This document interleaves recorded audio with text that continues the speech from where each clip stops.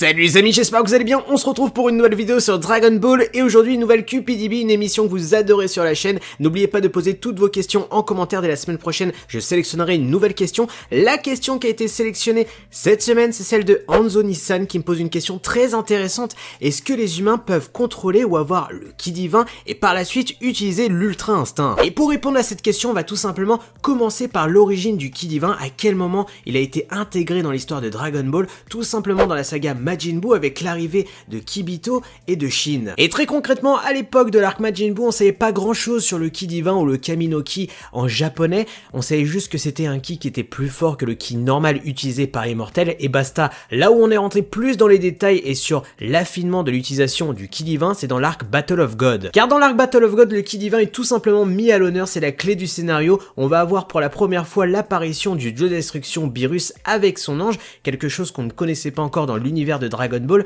et surtout on va apprendre quelque chose qu'on ne connaissait pas jusqu'alors, que les mortels puissent utiliser le ki divin. Et pour le coup on est sur la bonne voie pour les humains, tout simplement puisqu'avec Battle of God, Goku va être le premier mortel à avoir accès au ki divin grâce au rituel du Super Saiyan God et alors accéder au Super Saiyan God. Jusqu'à Battle of God, on aurait pu penser que seuls les Saiyans avaient ce subterfuge scénaristique pour accéder au ki divin en tant que mortel, mais avec la résurrection de F, on va apprendre qu'il y a un autre chemin, une autre voie pour accéder au ki divin. Car avec l'arc Fukkatuna F, on va apprendre qu'il y a un autre chemin pour aller au ki divin grâce à un entraînement intensif supervisé par un ange et un Akaishin. On peut tout simplement découvrir, s'initier au ki divin en tant que mortel. Et là je parle bien de mortel. Un mortel, qu'est-ce que c'est? C'est n'importe quelle race dans Dragon Ball qui n'est pas divine. Ça peut être la race de Toppo, la race de Hit, un humain lambda. Donc dans tous les cas, si on est supervisé soit par un ange, soit par un Akaishin, on peut avoir cette initiation au ki divin avec un entraînement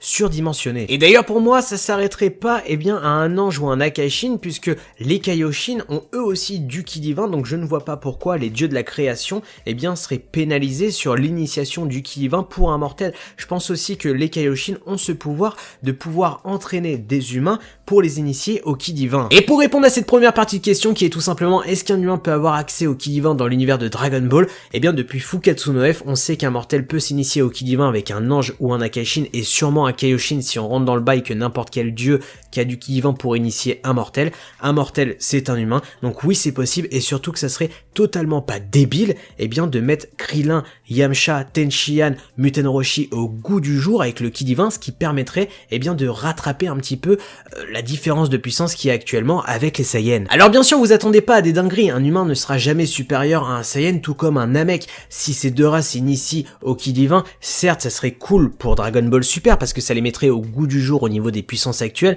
mais par contre ces deux races restent plus faibles que la race Saiyan de base, donc forcément ça sera toujours moins fort qu'un Super Saiyan God, tu vois ce que je veux dire? Mais ça reste plutôt intéressant et c'est pour ça que je réponds directement à la deuxième question qui est est-ce qu'un humain pourrait atteindre l'ultra instinct, même si on a vu que Muten Roshi était pas loin des symptômes de l'ultra instinct avec ses années d'entraînement d'arts martiaux etc.